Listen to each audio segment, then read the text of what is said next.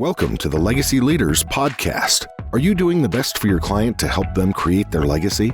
Are you creating a plan that goes far beyond finances to help people ensure that it becomes the driving force behind all decisions? On this podcast, hosts Katie Beth Hand and Stan Miller will help you with growing your practice and your clients' peace of mind. Together, they bring the best and brightest minds to share with you how to help your clients develop their best legacy. And now, here are your hosts, Katie Beth and Stan. You're listening to the Legacy Leaders Podcast with your host, Stan Miller. Joining us today is Ann Pruitt. Ann is the CEO and president of Mosaic Media, a collection of media buying experts and creative strategists who negotiate, purchase, and monitor advertising space and airtime. She's here today to share some marketing wisdom gleaned from her extensive career in media strategy and how it relates to the ever-evolving climate of media. Mary, welcome and thank you for joining us. Thanks for having me, Stan. So I've been really excited about this interview because there's so much that you do that I'll just say I personally find very engaging, very interesting. And I've got a whole bunch of questions and topics I want to explore with you in the limited time that we've got. So let me jump in and just first ask, how did COVID change your business and media generally? COVID substantially changed media as a whole. What we saw that would be an evolution that would have taken probably another 10 to 15 years happened overnight. So what I mean by that is generationally, so for the first time in American history, we have 5 working generations. That's a lot, with a 6th on the way, frankly. So that's more than we've ever had. And each generation and each individual is consuming media differently. COVID was the biggest proof of that. That's what we saw. We saw a huge shift generationally in media consumption. So, for example, our older generations, they had not been on social media. They had not gone on, they had not bought onto it. But once they were separated from families, once they were not able to interact with their friends face to face every day, we saw them all of a sudden just in huge numbers get onto social media. So we built our older audiences going straight to social media. An example I like to give then too is our younger audiences started to consume traditional media platforms as if they were new platforms. And an example I like to give about that is radio. Radio is a local platform that gives local information, that provides local information to an individual. And the younger generations were started consuming radio as if it was new because it was giving them information about the county that they lived in, the city that they lived in. What were the counts? What were the new mandates? What did I need to do today? They may have been consuming it differently, but they were consuming local radio. So COVID made another thing. This is like you opened Pandora's box starting with this question. I'll just tell you that. So COVID also made it in human nature for us is when we go into any catastrophic event is to overconsume information for survival. We saw this in 9/11, where for the few weeks after 9/11, our morning news numbers skyrocketed. Why? Because Americans wanted to know that the life that they went to bed to is the same life that they're waking up to, because 9/11 changed that. So morning news was the way that we saw this huge consumption. During COVID, we already had a high consumption of media as a society, and it took it from here's high to here's where we are now. We started to just overconsume every ounce of information we possibly could. We began to also find escapes in media, in streaming TV, in streaming audio, podcasts. We saw podcasts go through the roof. We saw all these different elements that were there and that were being highly consumed, but skyrocket within a very short period of time. So COVID changed media quite drastically, and the numbers haven't dropped. The numbers have stayed high in those consumptions. Interesting, because one of the things that I hear from a lot of people is that traditional media is dead, and I'm not hearing you say that. No, not at all. Actually, it revived quite a bit during the pandemic. Direct mail came back and is still thriving really well. like I said, local radio, local TV for news and news content and live events. We missed our live events during COVID. We really missed our sports. We really missed those things happening. So when they came back, that's what we wanted to consume. So it's not dead at all. And a big piece of it is to think through, it's not dead. We may be consuming it differently. So what I mean by that is local radio, I may be consuming it through an app as opposed to going and actually tuning into the radio, but it's the same content. It's the same ad space. It's the same everything. I'm just streaming it now on my phone. Same thing with the local news. I just may be going to their social media page. I may just be going to their broadcast app, or I may be doing it through streaming as well that I'm getting on local TV. So there's lots of different elements of it. Print and digital actually made it come back together. So using digital targeting and using digital tools in your direct mail is a key piece. In today's world now, we have more data on everybody, on households, on all the above. And so when you are sending a direct mail piece to an individual's home, you should look at adding extra digital aspects to it as well for your marketing space. So traditional debt is not dead at all. We're just doing it differently. And we are also adding elements of digital to it to make it better. In today's world, we just have to look at how do we do all of the pieces right and together, as opposed to thinking of them as silos. So, no, one of the things that you talk about, one of the things that you guys do in your business is you figure out how to target each of those. How many generations did you tell me now? We have 5 generations. Yeah. So how is it? I mean, how do you do that? How do you figure out how to rifle shot each of those in a way that's effective? So in today's world of media, we have precision targeting tools. And this is where it's really important. Anytime you are looking at doing any type of marketing and anything in the paid space of media, find a partner that you can work with today. Not a vendor, a partner. I preach this all the time. There's a big difference between the two. A vendor is a TV rep that comes knocking on your door that will sell to anybody just for their product. A partner will look holistically at everything that you need to do in the paid space and build a strategy based on your target audience.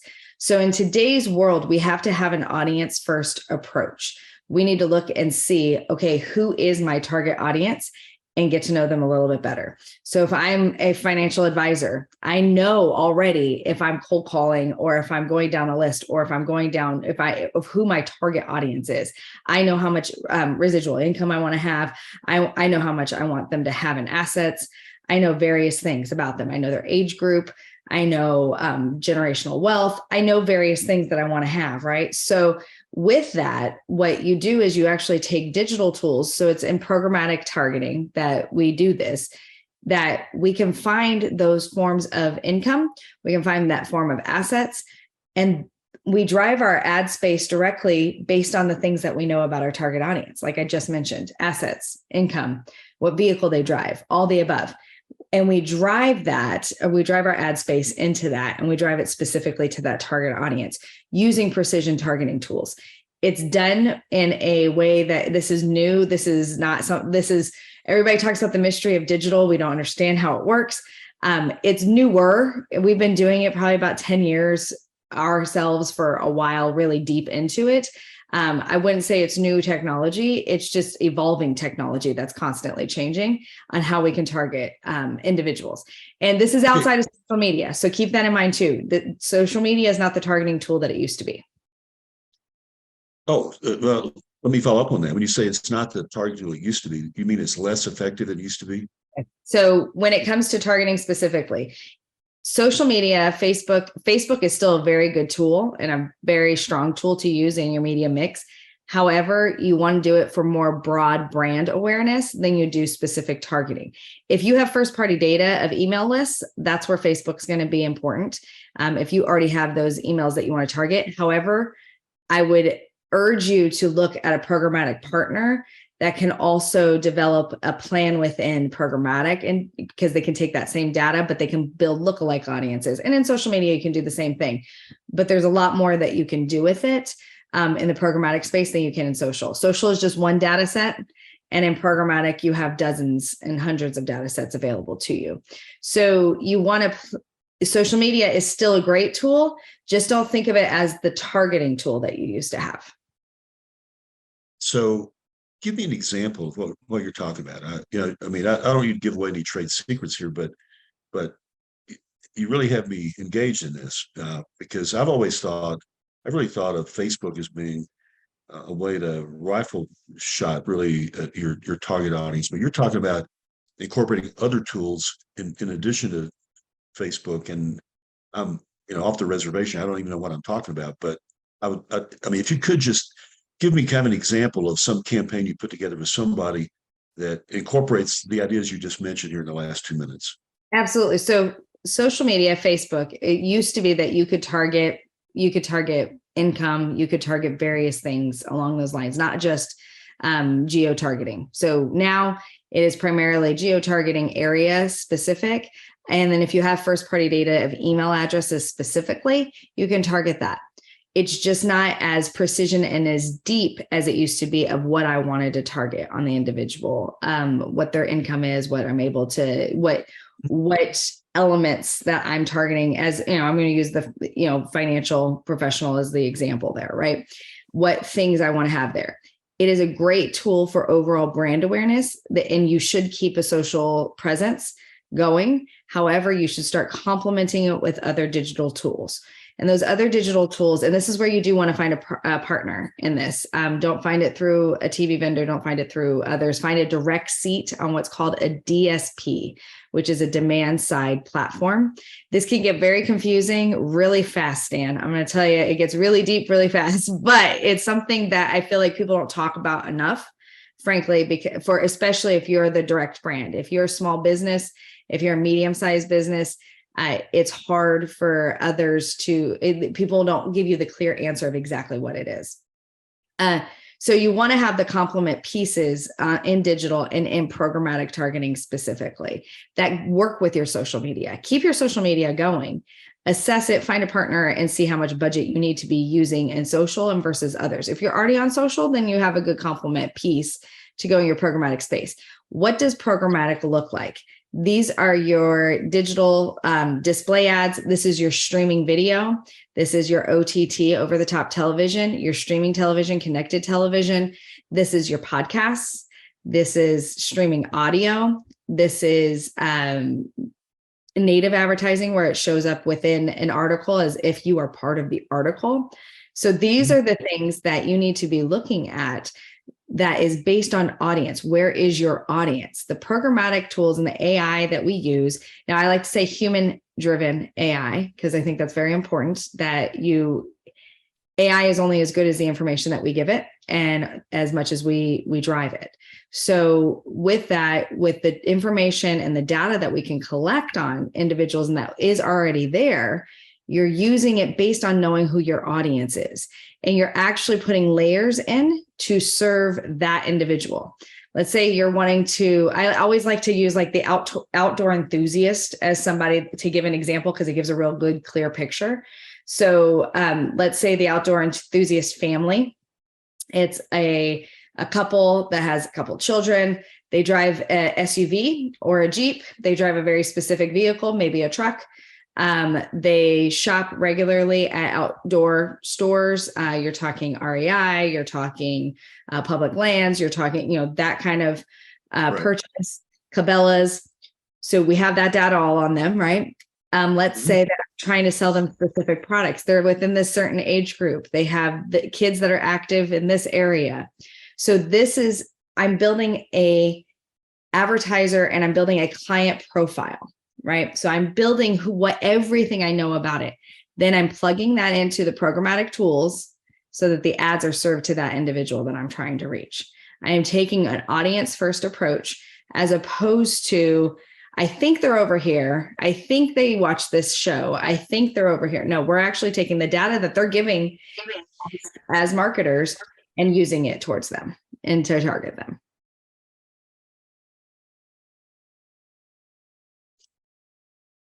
Way to know whether all this works or not? So Actually, there's ways in the digital space. It's great because we can conversion track. So we put tags on each ad that when somebody clicks on the ad and they go to your website, we know that that action has taken place. We can see how long they've been on your website. We can see if they filled out a form from your website. We can see where they went on your website. So that's how you could track it back. Those are the things that you use to track your ads now. But again, having a partner in it is very important as opposed to having just a vendor there, because you want to have somebody who can help you create those tags that people are gathering information on you when they're clicking on something. So let's take estate planning, for example. If I need a new estate plan, I need to make sure, let's say I have to have everything redone. If I'm within a key place in my life, which is probably, I'll use me as an example here. I'm the target audience, right? This age group of in the 40s and building a life and making sure that everything for my children and my family is taken care of in the way I want it to be taken care of. When I'm doing that, I'm that target audience. So who am I? I'm a professional. I am a parent. I have so many amounts of assets. I have, various things that you want to go after. And I'm building that profile for me. And then when I go and I see an ad, if I click on that ad, because you're reaching me at the right time of my life of being able to see that ad, I'm going to see the ad. I'm going to click on it. Then from there, now you can retarget me later. You can there's going to be ads for the next 90 days that are going to retarget me, but also I'm going to see how much I surfed on your website. What information was I looking for? Where am I hanging out? We then are continuing to gather data based off of what we're doing with our ads. So that's incredibly fascinating to me. And I get it. I mean, you talk about it with such confidence. I guess I understand this is what you guys do, right? Yeah. So take a minute, take a couple minutes and tell me about Mosaic Media, what it is that you guys do in your client relationships. We are a full service ad media agency. So if it is in the paid media space, we help you build your plan and manage your plan for paid media to reach your target audience the best we possibly can. We go the extra mile in finding that audience. Who is that audience? How do we target them? Where do we go to get them? And make sure that your dollars are well spent. One thing I cannot stand in ad space is wasted dollars. Wasted dollars are back to your bottom line as a business owner, are back to your bottom line with anything that you're doing. So when you are wasting money, you are not doing something back in your business that you could be doing. So we build a very strategic landscape for you to follow and a roadmap for you to follow in finding that customer journey and finding that customer that is ideal to you, and then building that plan and managing the plan out for you. So making sure that your ad space is spent where it needs to be. It's the most efficient, but you're reaching your audience the way you need to reach your audience. And we take care of all of it. You don't have to worry about talking to any other marketers. Again, we will become the ones that help you in that and help you in building it and then managing it. So speaking about target audiences, what's yours? What's target audiences for me are actually, so I have a soft spot for small businesses. I love to help small businesses. We do everything from really, really small to really, really big, into the hundreds and tens of millions of dollars, down to the thousands of dollars. So we have a large, robust team that is able to do that. So within that, who is my target audience are individuals that are agencies that are needing help with media specifically. So ad agencies actually use us quite a bit. But then also we do a lot in the financial space. We do a lot in the insurance space, the estate planning space. Professional services is what I like to bundle all of those together in. A lot in medical, a lot in tourism. So those are the areas in which we primarily, a lot in higher ed and secondary education as well. Yeah. So you do really run the gamut there. We do. Our specialties are there in key precision targeting. That is what our specialty is. So if you know your audience well, we are able to help you then target that audience. So you're using the word we. It's not just you. You have a team, right? Yes. Yeah. Tell me about them. Yeah. Oh, I have an incredible team. They're incredible people. We've built it from the grassroots up. Actually, I still to this day have my first employee who is still with me, who is now a VP and running our full media department. And then our second employee who is with me, who runs our account side. And then our third employee who runs our creative side, which we don't do a lot in creative, but they all do. They help with certain things on that end. Our primary focus is on the media placement, and that is what we do best. So we've all grown together to build something quite incredible. And we love working with our clients. We love working with businesses to find and solve that problem for them. What is the business solution we're trying to get to and solve? So running out of time here, but let me just add, do you have a nugget or a couple of nuggets of wisdom that you'd be prepared to share with our audience today? Absolutely. So when it comes to media, specifically paid media, the number one nugget is find a partner. Don't go to a vendor. You guys, I know that businesses get called all the time by vendors, whether it used to be the phone book. Remember, back in the day, we used to get the phone, and I've been doing this long enough to remember those days of the phone book, and the phone book used to be effective. And now you don't even know what it is. But, so just find a partner that can walk you through all of the challenges of today's media landscape, not just a vendor that's selling you one product, because in today's world, there's too many products for you to be stuck with one product on how to do it. So that's number one. Number two is accountability with it. What are your partners giving you in reports? If you have somebody, are they giving you detailed reports monthly? Are they walking you through what those reports mean? Are they giving you insights out of it and making sure that you can actually make some adjustments, because there are always adjustments to be made, and what insights they're finding for you. So that's the other piece of it as well. And third, don't be afraid to find a partner. A lot of people are so scared to keep it in-house or to do things in-house. Paid media is a specialty now. And unless you want to put hundreds of thousands of dollars, sometimes depending on the size of your company, millions of dollars into building this out. And if you want to go down the programmatic space, that's millions of dollars that you want to go down. Find a partner in it and do it. Don't be scared to collaborate with others on it. Good nuggets. Good nuggets. This is terrific. I've enjoyed the time today. For me, this has been very useful. I hope this has been useful to our audience. I'm pretty sure it is. I think our listening audience are comprised, entirely of, financial professionals, estate planning attorneys, and, we get up every day, with, thinking in terms of, how do we drive deal flow to our practice? So this conversation is, I would say, dead on relevant. So great time today. Well, thank you, Stan. And if anybody ever just wants to have a conversation, I do always offer to our podcast listeners that first conversation will offer for free. Let's learn what you're doing. And if you need to just pick my brain for a call, we're all for it. So you can reach me actually at my website, mosaic.agency/contact. That comes straight to my email. And I'm willing to, and offering that first conversation for you if you ever just want to pick somebody's brain. Okay, you said that really fast, so do it again more slowly. Yes, mosaic.agency/contact. That goes directly to my email. And of course, reach out on LinkedIn, Ann Pruitt, or on Twitter at Media Maps. Perfect. Yeah. Terrific. So, okay, thanks everybody for listening today. This is the Legacy Leaders Podcast with your host, Stan Miller. My guest today was Ann Pruitt. For more information on Ann or Mosaic Media, visit her website, mosaic.agency /contact. Yep. Contact, right. So we're going to put that link in the show notes, by the way, so that you can go there and get it. Ann, thanks again for being with us today. I appreciate it very much. Thank you. Thank you for having me. You've been listening to the Legacy Leaders Podcast with Katie Beth Hand and Stan Miller.